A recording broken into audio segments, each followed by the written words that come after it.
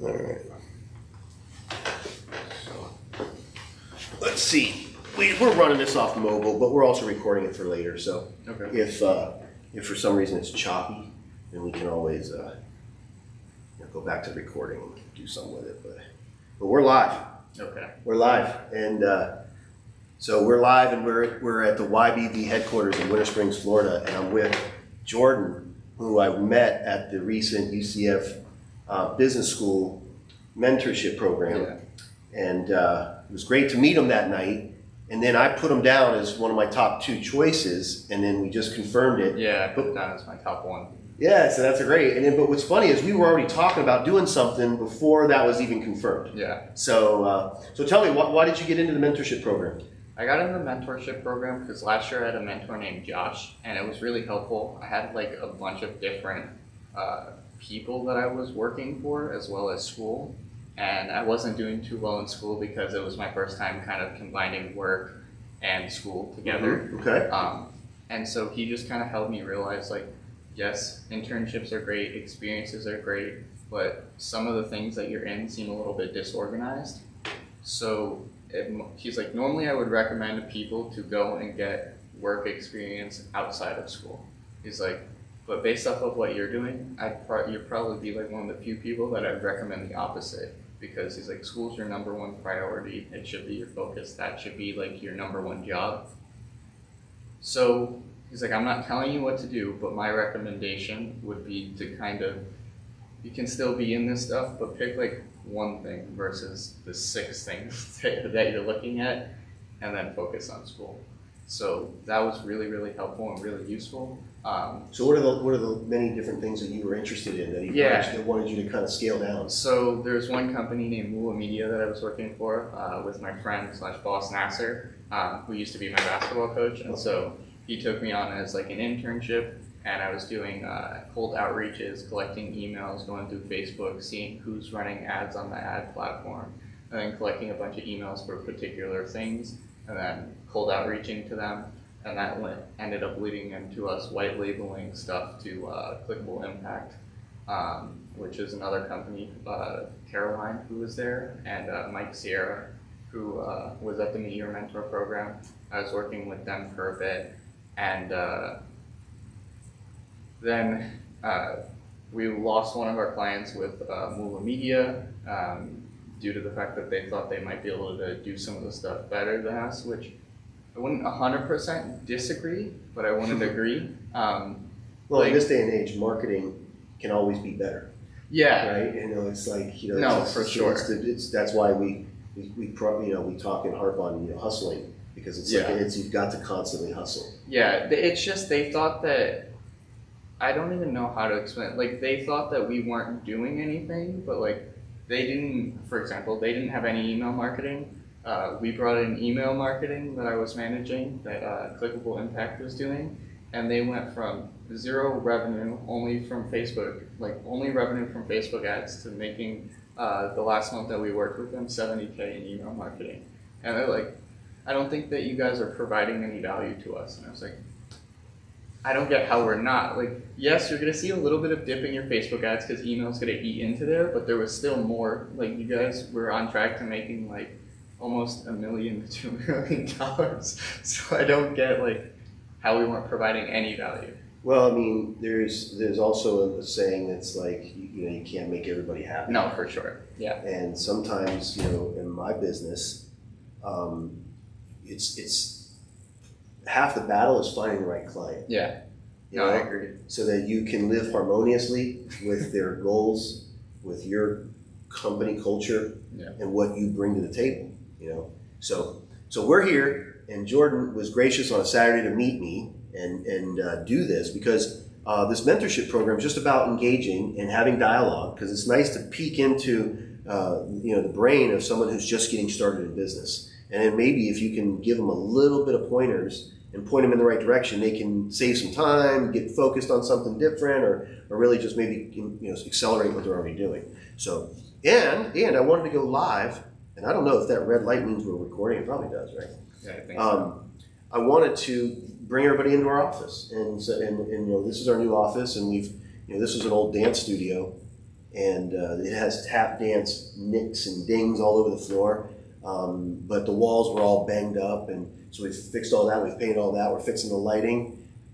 They're coming in to fix the floors. He said they'll look brand new. Victoria's ordered all new furniture that's starting to roll in, and we want to make this a place where we create, and what we say is connect the dots. Okay. Connect the dots is kind of like you described to me, like they were on Facebook ads and we need to kind of connect the dots other ways. So we started emailing, and next you know we're connecting the dots over here with the 70,000 of revenue along with the Facebook ads, and now we're growing the business, which is kind of the name of the game.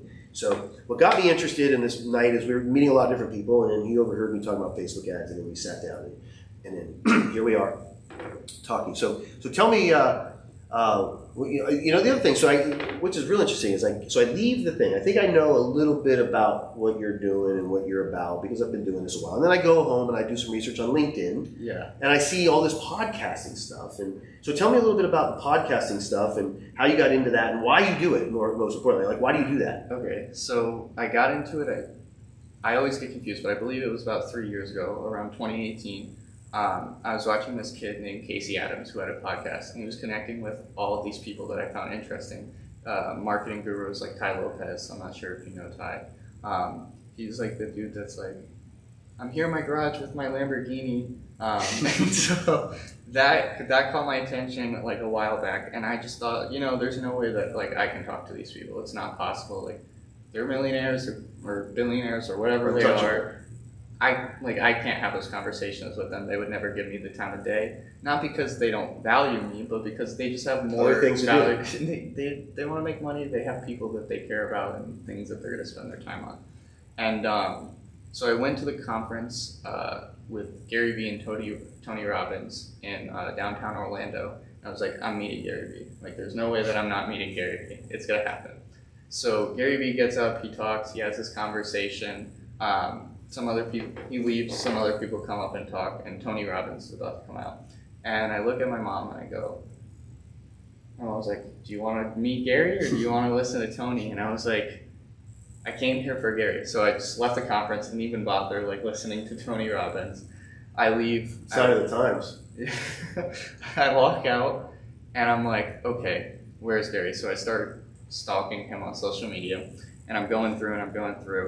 And I'm like, okay, he's like, I don't know where he is. So there's this kid named Rishi who was outside. And I don't know him at this point. Now we're like good friends. But he's like, are you looking for Gary? And I was like, yeah. He's like, he just left with D-Rock. I was like, I don't really know this kid, so I don't know like how. And he's like, yeah, like I've met Gary a few times. He just left. And so we ended up talking for a bit. And I was like, I found he was working out at a gym somewhere. I was like, okay, he's working out at a gym. It's not like he has a subscription to like an LA Fitness or something like that he's just gonna go to a random LA Fitness. So it's like, it's gonna be a hotel gym. So I look up hotel gyms in Orlando, and I see a Four Seasons hotel, and it has the same exact background of the background that he was working out in the morning. So I tell the kid, Rishi, I'm like, hey, I think I know where he is. And he's like, do you guys mind if I come? He was like, we wouldn't let a stranger get in a car with us, but he was like my age, just a tiny bit older, and he had like a really good presence. I don't know, like a good vibe. And so we get in, we go over the Four Seasons. We get up, there's a gate. The guy's like, what are you guys here for? And my mom's like, oh, I'm just dropping off my kids because, they're friends in town at a baseball tournament or whatever. So they let us in. We're waiting in the lobby. I have on my Gary Vee shoes, and as we're waiting around, we see like people come in with like video stuff, and we're like, okay, like we're pretty positive Gary's probably here. And so this UFC fighter named Victor Belfort comes up and he's like, oh, you guys have a meeting with Gary? Because he saw my shoes. And I was like, yeah, we're looking to meet him. Like, we don't have a meeting, but we're looking to meet him. And so, long story short, Gary comes down the stairs, comes down the elevator with his wife and kids. We leave him alone because he doesn't post anything like with his wife and kids. He eventually comes back down. He makes eye contact with me. He's still with his wife and kids. I go to turn around. He says to his wife, like, here, just give me a second. Rishi goes to ask him because he had seen him 3 times before in different states. Gary goes, no, I don't want to talk to you. I know what you want. Just email me again. And so he has a conversation with me. And after I had that conversation, I realized maybe it's like easier to meet these people than I thought it was, and maybe they would give me the time of day. So after that conversation, I decided that I'm going to go and like see if I can talk to as many of these people as possible. From the practical standpoint, I can't go and fly out to all these places because I don't have the money. But if other people are doing podcasts, why can't I do one? So I start reaching out. I start off my request like, hello, I'm looking for successful people dominating in their industry to kind of give people a compliment. And then I tell them why I'm doing it, to help show people no matter who you are, where you are, what you have, that you can make your dreams come true. And that's how I started off in the beginning. And then as time went on, I added in, like I'd look at who they're following on social media, and if I had any of their friends that came on the podcast, I would say, previous people I had on the podcast, or so-and-so, or so-and-so, or so-and-so, because I see them follow them, so they kind of have a feeling of, the same way that I feel about somebody. If somebody came out and said they had Gary Vee on their podcast, and reached out to me, I would be like, oh wow, like this must, without the numbers or statistics, this must be credible, because I'm not getting the numbers that these other people are getting on their podcast, so I need some way to validate. So what impressed me about you is, you were attentive. Okay. Meaning, when we reached out, there was communication, it was snappy, and there was decisiveness, and that meant you were interested in doing something. Yeah. Right? And when you're interested in doing something, people are interested in doing something. You know what I mean? Yeah. So as long as in your life you're constantly willing to, let's do something, and you have a positive, energy and, rationale behind it, you'll have an endless supply of people that want to do something. So that's something you're learning, right? Yeah. Gary Vee is willing, as long as you, now, we don't need to stalk our but in marketing, we're sending emails, we're sending texts, we're sending all this stuff, we're sending Facebook ads, video ads, and we're watching who's paying attention. So we, in a sense, are doing what you're doing through HubSpot or other marketing automation. So that was what I was impressed with you, because real quick, going back, when your brand voice, I was working for Marriott, and then, I was coming to the end of my run there, and I realized that I wanted something more.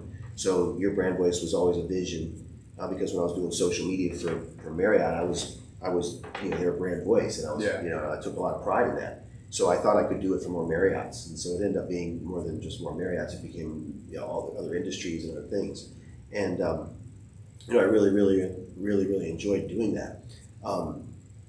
But I started to handle so much, I needed some help, and so we put together we realized through Google searching that people were searching for marketing internships in Orlando. Okay. So we optimized a page on our website for marketing internships in Orlando. And we hoped that we would collect some people searching for marketing internships in Orlando. This is going back to 2009. Okay. And so we did it, and we let it ride. And I don't think we even boosted it with any pay-per-click or anything. We just let it ride, and we started getting inquiries. And was this one particular inquiry came from one of our past stars. His name was Miguel, and he reached out, and he was actually looking for a Disney marketing internship. And then he also found us, and so he was weighing the two, and Disney was very interested, but they wanted him to go to California, and he wanted to stay in Orlando because he had personal reasons for doing so. And so we were the second option, but it ended up being a great option, and that's how it started. And then he called me and said, hey, I'm coming, but I have another guy with me. Can we take? And so we took two guys in from Indiana State University, and that became how my agency started to grow through young people that we met that wanted to get in and make a difference, but didn't really have the experience that they needed to be legitimate. Yeah.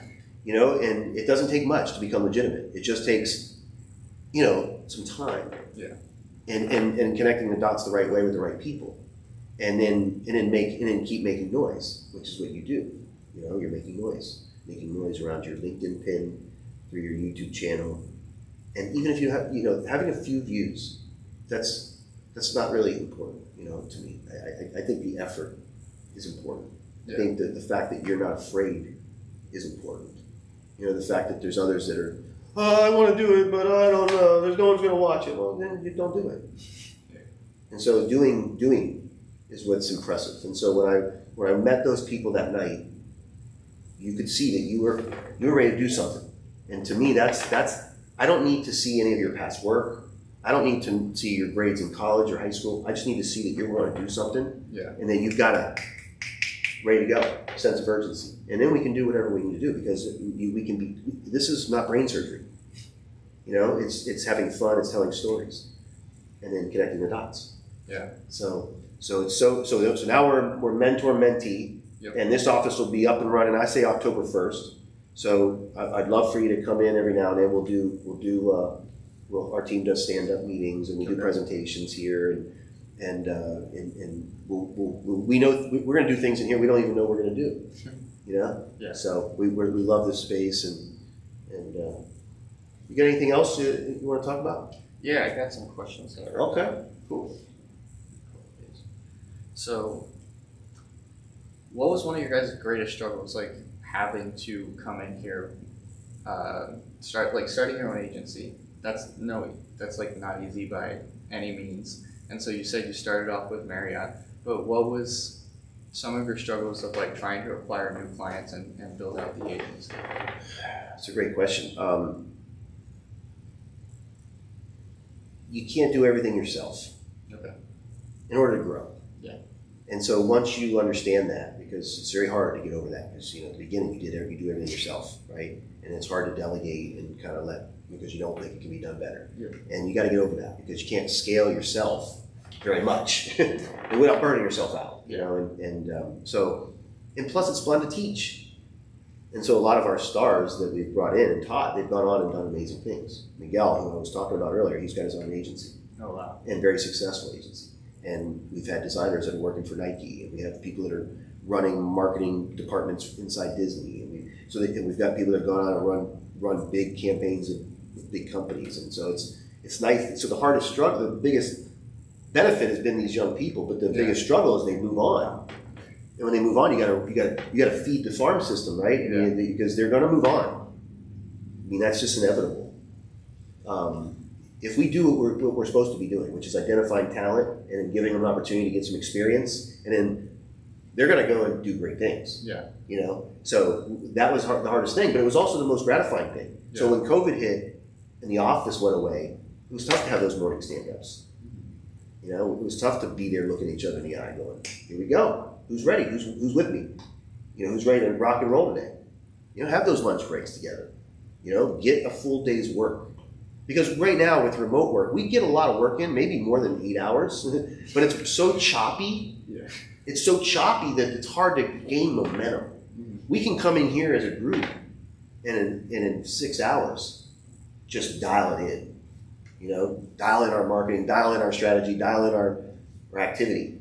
You know, so I'm excited to get back to that. Yeah. So our greatest challenge has been, you know, the consistent need to refresh, and in COVID, it put a little interrupt into that. But luckily we had a great core team that's still with us, we were able to retain during that. And so here we are, finally, you know, resettling with our physical space. That's awesome. So with that in mind, what's like, from going from no one to creating a team, what do you think, or how do you think, what do you think is the most important thing for developing leadership and being like a good leader? It's a great question. It's like the same thing that makes a great coach, right? Someone who, you know, tells you what you need to hear, holds you accountable, tells you the truth, treats you fairly, right? Yeah. You know, you shoot straight. You always know where they stand. You know where you stand. We don't have to say it. We just know it. The same thing, a coach is a good leader. A good leader is a coach. You know, and I want to do. I don't want to tell you what to do and not do it. Shit. That's why we got this camera running. Probably low quality, probably can't even hear us, but we're trying to do something, you know. Hopefully this Mevo is, you know, supposed to be set and forget, you know. It's supposed to be, but it's blinking red. I don't know, man. But so that's it, you know. It's the daily adventure. So what motivated you to start your own series? I don't know if this is something that you've been doing for a while, or just I just saw the first video and this is the first thing of the first series that you're starting, but what's the idea behind the series? What motivated you to start it? So I think in today's world, people need to understand who you are if they're going to hire you to handle their marketing. 100% agree with that. Right? So the easiest way to let somebody know who you are in a virtual environment, a social media environment, is to showcase what you know and what you think and how you think, and just portray your energy. Because it may not be for everybody. Yeah. But when somebody sees it and they know it's right for them, they know that. And it helps you shorten the gap between, maybe we should do business and let's do business, right? Like you and Gary Vee, you knew before you even met him that you were interested in doing, something together because he's already put it out there. Duh. It's easy. I feel like you know him.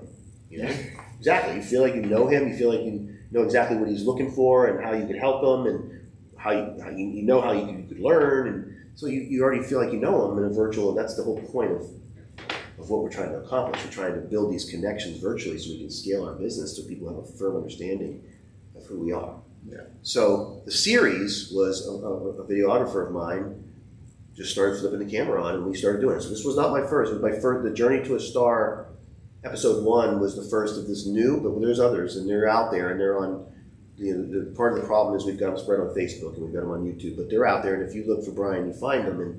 And I'm proud of the work just being out there. But this series is a Journey to a Star. Episode 1 is going to a mentorship program. Episode 2 is going to be in this office unveiling it. Episode 3 is going to be going back to UCF campus and back to my baseball roots and the whole coach leadership conversation and the walk-on mentality.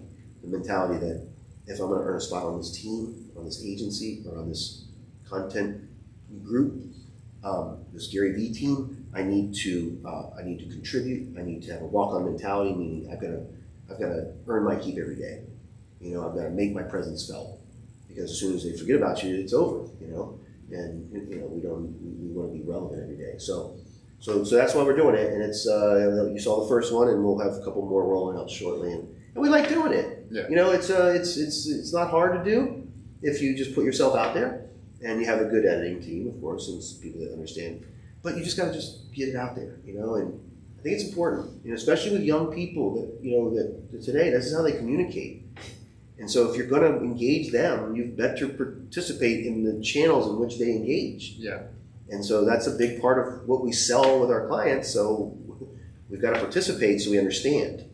Again, you can't ask you to do something that I won't do, right? And so I have to try, even if I fail. At least I know you're better at it than me. I tried. Here, you do it. You know what I mean? And that's what team is, and that's why we have an office, because there's people on this team that have different skills that come together, connect the dots. That's awesome. So, would you say, and this is a question because I've had people throw this out there, but would you say that running ads is the same thing as creating a brand? It's an interesting question. I think that by running ads, you can create a brand pretty quickly. Yeah. Especially local, because it's a small audience. I can make you a local celebrity in a short order. In your town. It's like, dang, kid, you can do it. Yeah. You do it. So yeah, I think that I can see why people would say that. Mm-hmm. But I think that there's a lot more to behind the brand. Yeah. Like the culture, the vibe, the consistency over time, mm-hmm. The commitment, and that only, there's a fun line. You can't microwave experience. A brand is created through consistency over time. It can't be microwaved. Now, in today's microwave TikTok world, we're drop shipping, but real brands that are built not on TikTok, are consistent.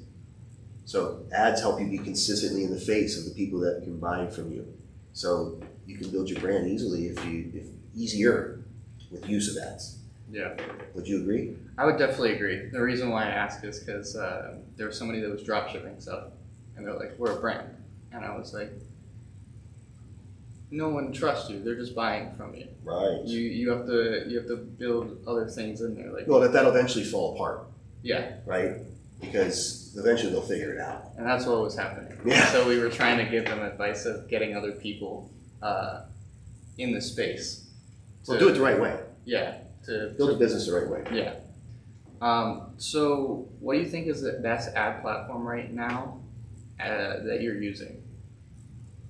What platform do you prefer to use? Which one do you think is the best for other businesses to be using currently? Best bang for your buck. I think video is if it's a platform that supports video, it's a platform for us. Most of them do. So YouTube, tremendous in a niche, in a community, aligned with keywords, pre-roll, just constantly, Google, you're always on Google, people are always, and if you're there, it's just brand, face, that name recognition.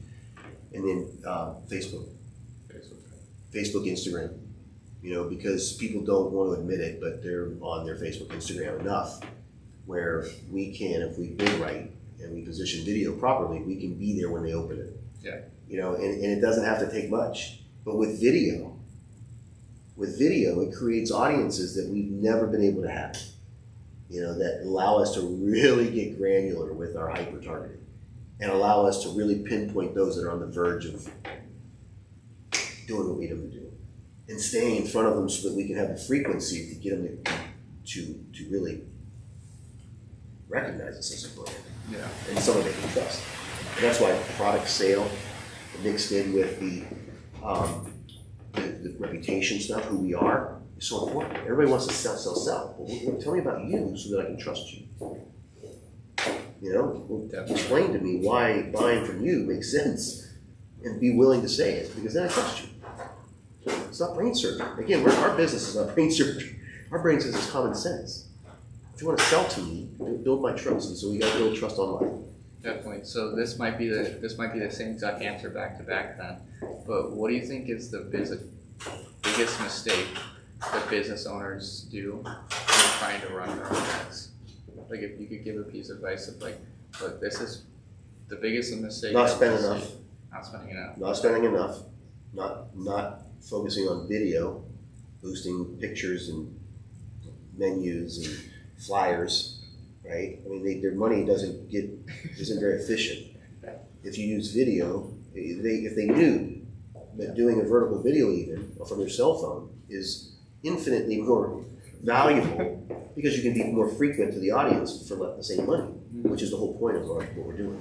We're trying to be in front of our audience with frequency so we can influence them to do what we want them to do, whether it's calling us, order from us, buy from us, research us, whatever it is we want them to do. Yeah. So what do you think is something severely underrated advertising wise, like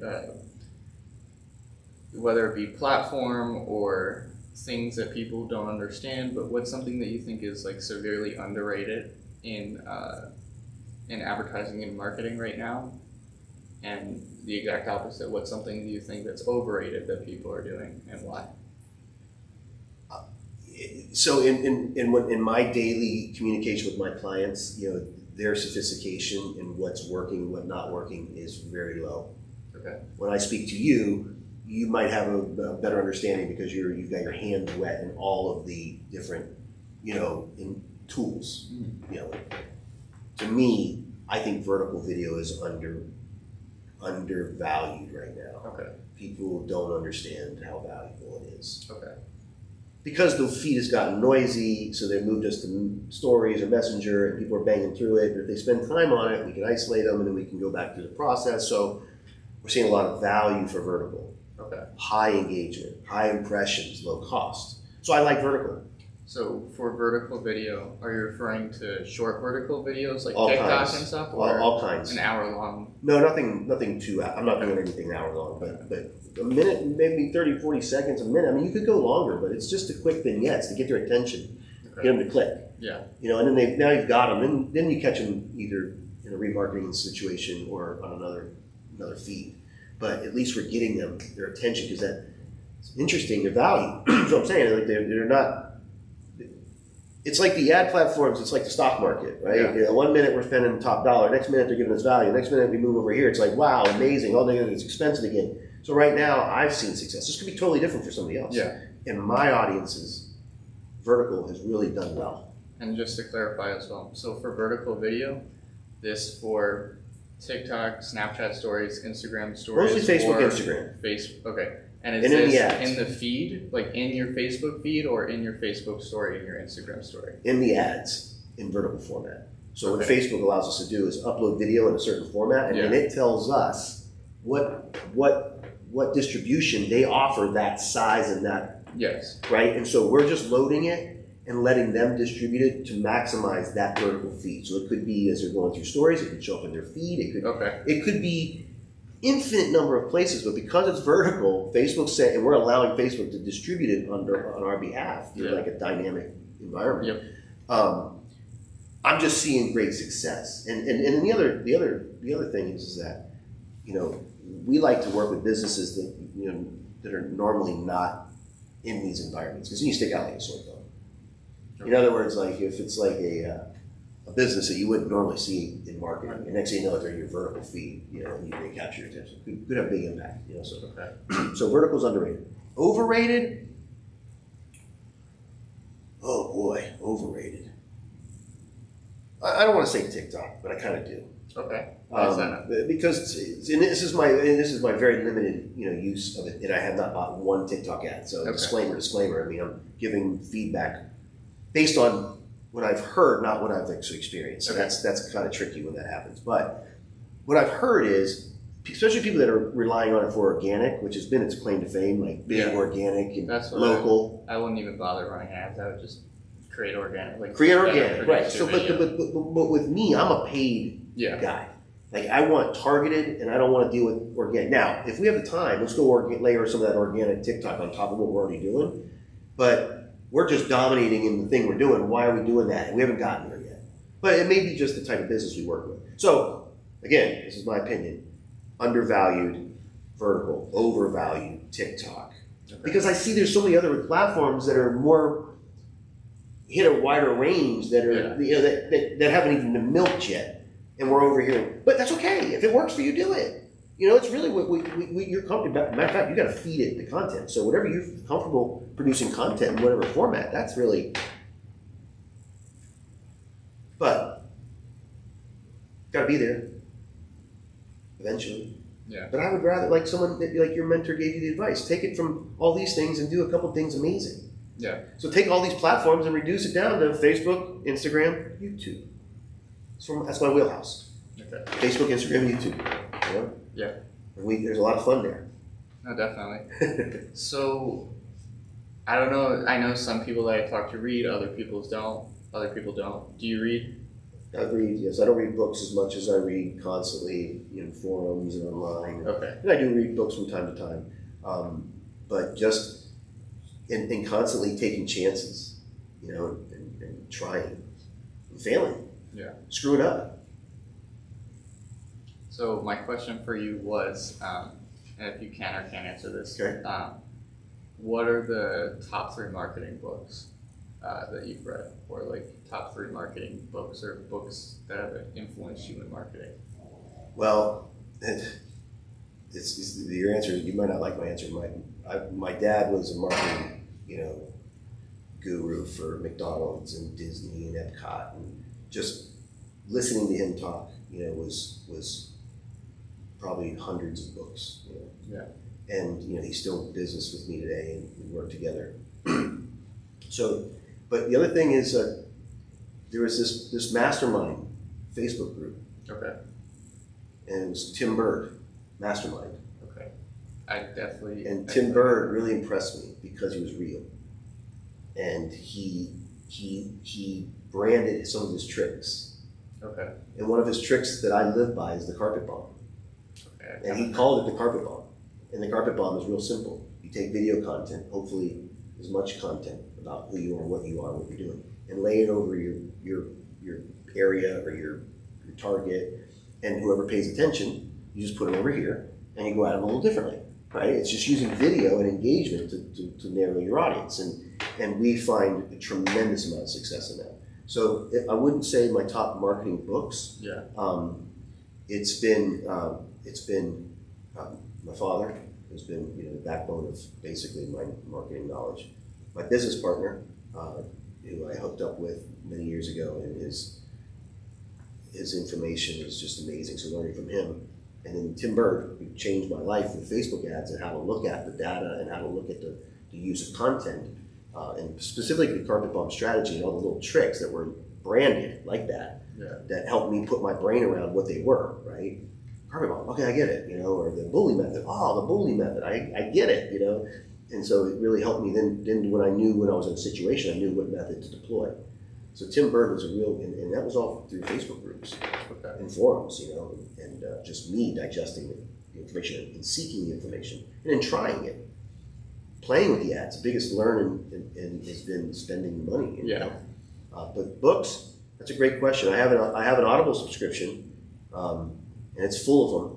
And but what was the third one? There was another thing, but anyway, it's really been my dad and my business partner and Tim Bird has a big impact. And then just Google. Yeah. Just understanding how Google's index works. We're gonna be out of here in a few minutes, guys. Should we wait? No, not if you're gonna make a lot of noise. You're good. We're just gonna be. No, we'll wait. We'll wait. What? I gotta wait. Sorry. It's all right. What would be the top 3 suggestions or advice that you would give to somebody coming in and either brand new coming into the marketing industry or already in the marketing industry and trying to figure out how to build their own agency? You can choose. Get involved. Yeah. Be committed while you're involved, because you're going to want to make a difference in that business, right? Yeah. And if you make a difference in that business, they can justify your existence. And when they justify your existence, they pay you for your time, which is what you want to do while you're learning, right? Pay for your time while you learn. And then the more that you're contributing to the bottom line, matter of fact, let's say you impact 5 accounts that generate revenue for the business, they can pay you more. And then you're learning while you're making money. And maybe it goes on long enough where you've learned enough and made enough where now you feel comfortable in spreading your wings. So to me, it's really determined by the commitment that a young person makes, because hopping and skipping and not focusing could be one way to grow. But another way is maybe coming in and learning, especially when you're in getting all this experience and having all this history, that when it's really time, it's like, are you kidding me? Look at this. I've already done all this. Yeah. I've got the experience. I've already made those mistakes. I'm way up here. And that gives you confidence. As long as you're not afraid and you build confidence and experience, it's a win-win. And in our business, all we need to see is commitment and accountability and creativity. That's it. Boom. And we just line it up. Cool. So, I mean, I think you already talked about this, but there might be something else. Something that you're working on right now or coming up in the future that like you're super pumped or super excited about. So right now, there's a shortage of workers. And it can cripple a business when they can't get a worker, especially a restaurant worker, a cook, or maybe it's a delivery driver, warehouse worker, or whatever. So we have worked on some strategies with our clients that help them solve that problem, and do it for less money and higher quality than the ways they've done it in the past. And we've deployed it, and it's working, and we're scaling it and just duplicating it with some twists, and that's fun, So I'm super pumped on that, and so. But I'm also very pumped that literally every business that we touch, we've got moving in the right direction. It's like a baseball season. You have some wins, you have some losses, you have some streaks. We have to be a winning baseball franchise. We win more than our fair share of games, because we're gonna lose some. And that's okay if you're pushing, but we want to win our fair share, We want our customers to be winning because we're pushing them to do new things. Because that's where the attention is. The attention's in the new things you do. But some people just want to do tried and true. And sometimes when you start doing that, it doesn't get any attention anymore. Yeah. So we gotta push them and then treat them right and be accountable for the results so that they trust us. So over the years, we've gained that trust. And that's probably the most, it's probably my most proud thing is the trust that we've gained. So what is your dream goal, Bryan? Before Bryan leaves this planet and goes to wherever he believes that he goes, what's your dream goal? Stay, the next level. There's always another level. And so whatever level I'm at, continue seeking the next level, whether it's emotionally, professionally, with my family, and progressing and pushing. This office is a prime example of pushing to the next level, and then staying in this flow state. When I came from a very, very structured corporate world, okay. And when the book came out, The Secret, where it's like mind control and just positivity and just things start to happen, and you pull up to a Publix and the parking space opens up because everything's so clear, and some of that might be hocus pocus, but it's I understand, and so being able to live in that flow state without having these restrictions, like you got to be there, and being able to, because it wasn't always that way, so I had to earn that, and so to stay in that is a privilege, not having, a boss telling you, my boss is my clients, and I'm here for them. Yeah.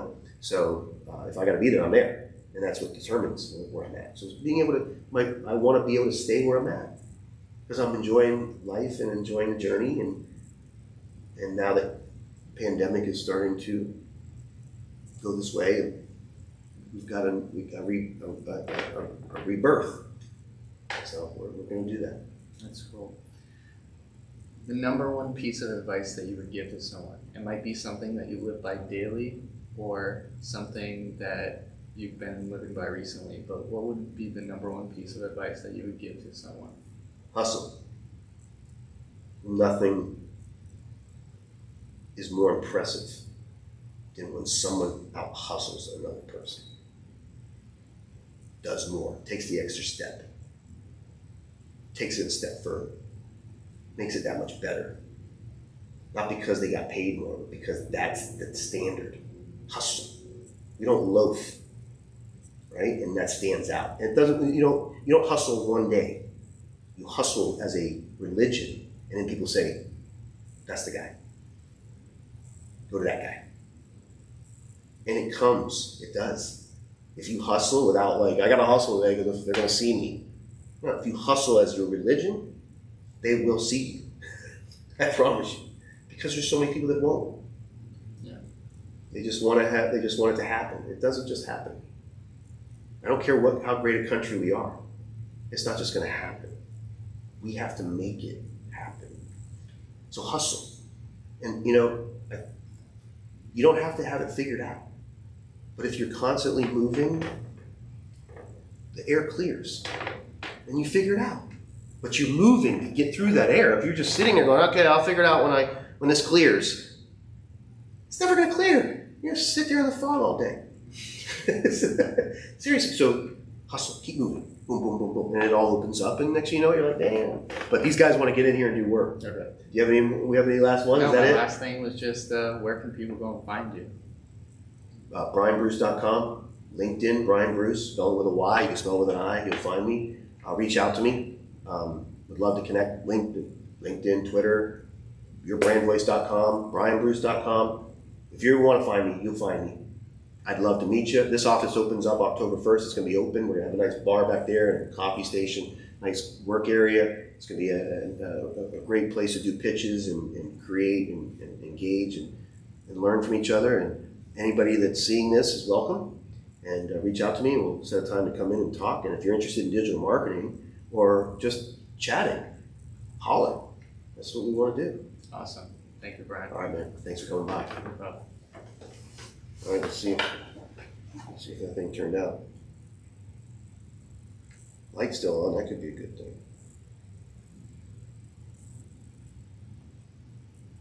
Great job. Thanks for doing that, man. Thank you. I appreciate it. Yeah, it's fun.